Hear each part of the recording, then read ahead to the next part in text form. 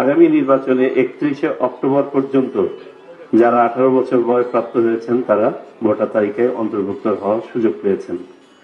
কিন্তু তার মানে এই নয় যে ভোটার তালিকা হালনাগাদ কার্যক্রম বা নিবন্ধন কার্যক্রম বন্ধ হয়েছে। ওপেন আছে, দেশের ভিতরে ওপেন আছে, দেশের বাইরে ওপেন আছে। দেশের বাইরের জন্য আমাদের একটা ছোট সীমাবদ্ধতা আছে, সেটা আমি পরে এক্সপ্লেন করলে বুঝতে পারবেন। যে যেহেতু আউট অফ কান্ট্রি ভোটিং এর জন্য আগেই আমাদের ভোটার তালিকাটাকে কনফার্ম করে ফেলতে হচ্ছে, 18 তারিখ থেকে ওনারা আউট অফ কান্ট্রি ভোটিং এর জন্য আবেদন শুরু করবেন। বিধায় যারা এখন নতুন করে বাদ পড়া ভোটার হলেও নতুন করে যারা এখন আবেদন করছেন তাদেরকে আর তালিকার মধ্যে ঢোকানোর সুযোগ নাই।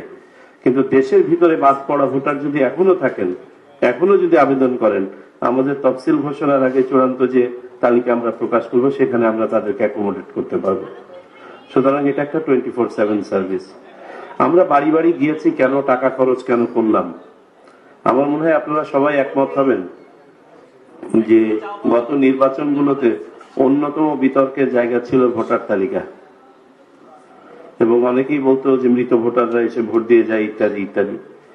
এই কমিশন দায়িত্ব গ্রহণ করার পরে সর্বপ্রথম যে সিদ্ধান্ত নেয় 7 দিনের মাথায় যে ভোটার তালিকা নিয়ে আমরা ভোটের মাঠে অবতীর্ণ হব, এটার উপরে কমিশনের নিজের কনফিডেন্স গ্রো করা দরকার আছে। এই যে অভিযোগগুলো এসছে, এই অভিযোগগুলো সত্যাসত্য নিরূপণ করে তালিকাটাকে ঠিক করার প্রয়োজন আছে। এই জন্যই বাড়ি বাড়ি যাওয়া। বাড়ি বাড়ি যাওয়ার কোনো বাধ্যবাধকতা নেই, কারণ এখন বাড়িতে বসেই একজন অ্যাপ্লাই করতে পারেন। আর বায়োমেট্রিক্স দেওয়ার জন্য শুধুমাত্র একটা অফিসে যাওয়া লাগে, কারো কোনো সহযোগিতা প্রয়োজন নাই ভোটার তালিকায় অন্তর্ভুক্তির জন্য। এবং ভবিষ্যতে সম্ভবত আমরা বাড়ি বাড়ি যাব না। এই টাকা খরচটা অবশ্যই, এটা তো একটা খরচ, পাবলিকের টাকা নষ্ট হচ্ছে। তো আমরা যখন গেলাম, যাওয়ার পরে আমরা দেখলাম যে মনে হয় আমরা একটা খুব ভালো সিদ্ধান্ত নিয়েছিলাম।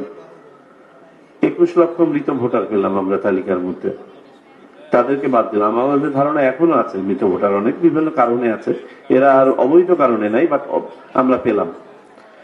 আমরা প্রায় 44 লক্ষ বাদ পড়া ভোটার পেলাম বাড়ি বাড়ি যাওয়ার কারণে। বিশেষ করে নারী ভোটারের সাথে পুরুষ ভোটারের পার্থক্য ব্যাপক হারে বৃদ্ধি পেয়েছিল।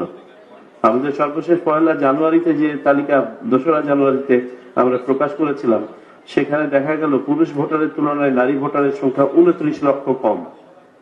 কিন্তু সেটা তো হওয়ার কথা না, আমাদের জনগোষ্ঠী তো প্রায় সমান সমান। আমরা বাড়ি বাড়ি যাওয়ার কারণে এই ব্যবধানটা 12 লক্ষ কমিয়ে আনতে পেরেছি। বর্তমানে এটা অ্যারাউন্ড 18 লক্ষ, তারপরেও আছে। সো বহুবিধ কারণে আমাদেরকে এই সিদ্ধান্তটা নিতে হয়েছিল, এই টাকাটা খরচ করতে হয়েছিল। আমার মনে হয় এটা নিয়ে আর বেশি না বলি।